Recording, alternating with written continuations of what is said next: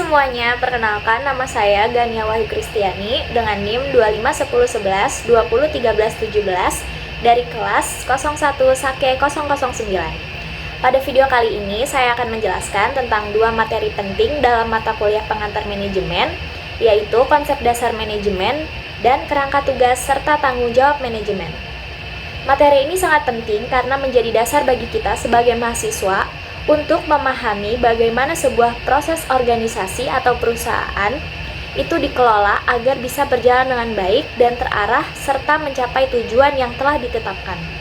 Yang pertama adalah pengertian manajemen. Manajemen adalah proses mengatur berbagai sumber daya yang dimiliki oleh suatu organisasi seperti sumber daya manusia, uang, mesin, metode, serta informasi agar dapat digunakan secara efektif dan efisien. Efektif berarti mencapai tujuan yang ingin dicapai dapat terwujud.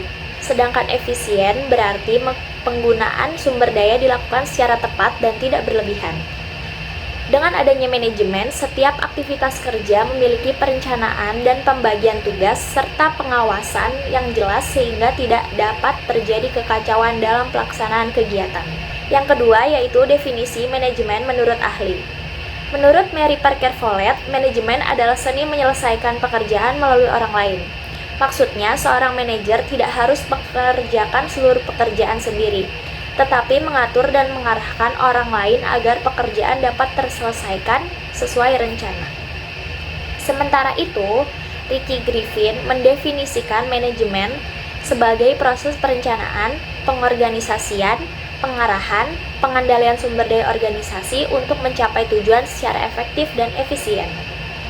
Dari kedua pendapat tersebut dapat disimpulkan bahwa manajemen bukan hanya tentang mengatur pekerjaan, tetapi juga bagaimana memimpin orang lain agar tujuan organisasi dapat tercapai. Yang ketiga yaitu manajemen sebagai ilmu. Manajemen disebut sebagai ilmu karena memiliki konsep, teori, dan metode yang dapat dipelajari secara sistematis. Dalam manajemen, setiap keputusan dibuat berdasarkan data dan fakta yang ada di lapangan. Contohnya, ketika sebuah perusahaan ingin meningkatkan penjualan, manajemen akan menganalisis data penjualan sebelumnya, perilaku konsumen, serta kondisi pasar. Hasil analisis tersebut digunakan sebagai dasar dalam menentukan strategi pemasaran yang tepat. Yang keempat yaitu manajemen sebagai seni. Manajemen juga disebut sebagai seni karena melibatkan kemampuan memimpin, berkomunikasi, dan memotivasi orang lain. Setiap karyawan memiliki karakter yang berbeda-beda, sehingga pendekatan yang digunakan oleh manajer juga harus disesuaikan. Manajer yang baik tidak hanya mampu memberikan perintah, tetapi juga mampu menjadi pendengar yang baik, memberikan motivasi, serta menciptakan suasana kerja yang nyaman dan kondusif. Yang kelima yaitu manajemen sebagai profesi. Manajemen juga termasuk profesi karena membutuhkan pendidikan khusus, keterampilan, dan kode etik tertentu. Seorang manajer harus memiliki kemampuan berpikir kritis, memecah masalah, serta mengambil keputusan yang tepat. Selain itu, manajer juga harus mampu beradaptasi dengan perubahan lingkungan kerja seperti perkembangan teknologi dan perubahan pasar.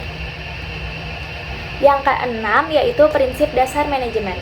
Prinsip dasar manajemen berfungsi sebagai pedoman agar organisasi dapat berjalan dengan tertib dan terarah. Beberapa prinsip penting dalam manajemen antara lain manajemen berdasarkan sasaran, manajemen berdasarkan orang, dan manajemen berdasarkan informasi. Manajemen berdasarkan sasaran berarti semua kegiatan harus diarahkan untuk mencapai tujuan yang telah ditetapkan.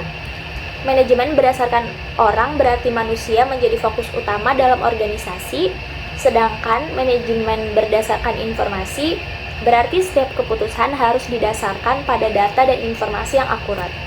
Yang ketujuh yaitu prinsip manajemen menurut Henry Van Yol. Henry Van Yol mengemukakan 14 prinsip manajemen seperti pembagian kerja, disiplin, kesatuan perintah, keadilan, inisiatif, dan semangat kerjasama. Prinsip-prinsip ini bertujuan untuk menciptakan lingkungan kerja yang tertib, adil, dan produktif.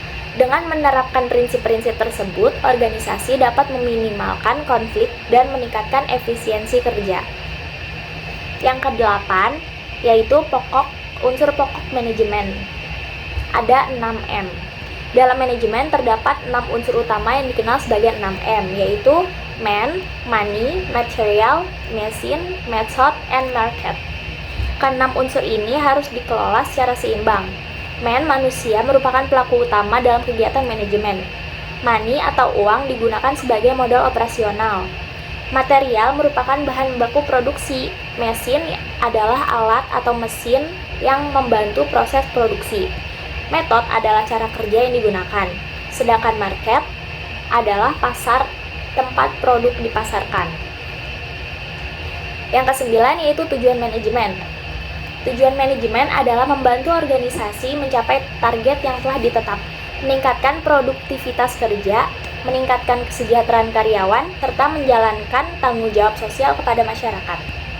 Yang ke-10 yaitu kesimpulan. Manajemen merupakan fondasi utama dalam menjalankan sebuah organisasi. Tanpa manajemen yang baik, organisasi akan sulit berkembang dan mencapai tujuan.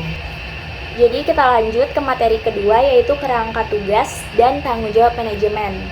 Setelah membahas konsep dasar manajemen, sekarang kita masuk ke materi kedua yaitu kerangka tugas dan tanggung jawab manajemen. Materi ini membahas bagaimana manajemen itu dijalankan dalam sebuah organisasi melalui prinsip-prinsipnya, unsur-unsurnya sebagai sampai tujuan yang ingin dicapai.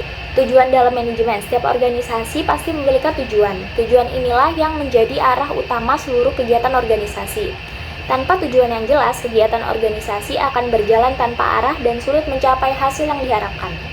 Tujuan manajemen ditetapkan secara logis, rasional, dan realistis agar dapat diterima oleh semua pihak dan tidak bertentangan dengan aturan sosial, agama, maupun pemerintah.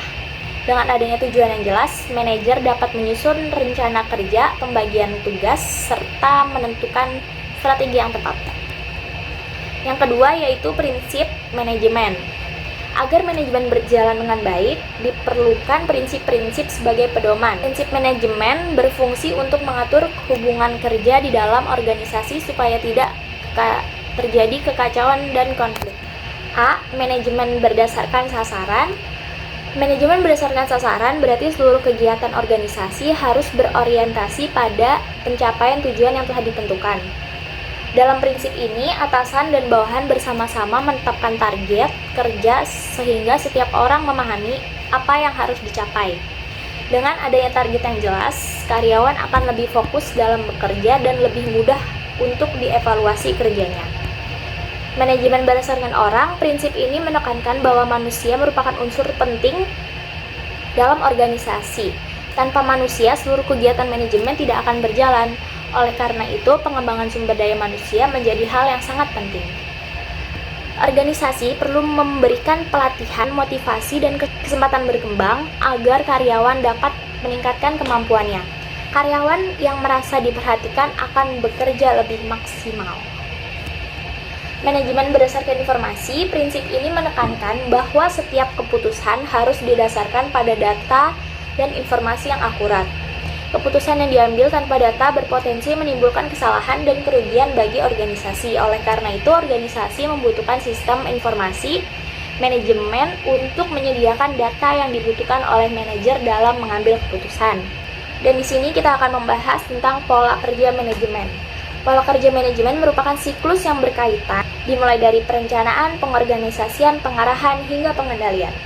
Setiap tahap saling mendukung satu sama lain agar tujuan organisasi dapat tercapai secara maksimal. Itu saja yang dapat saya sampaikan, semoga kalian bisa mengerti apa yang saya jelaskan. Terima kasih.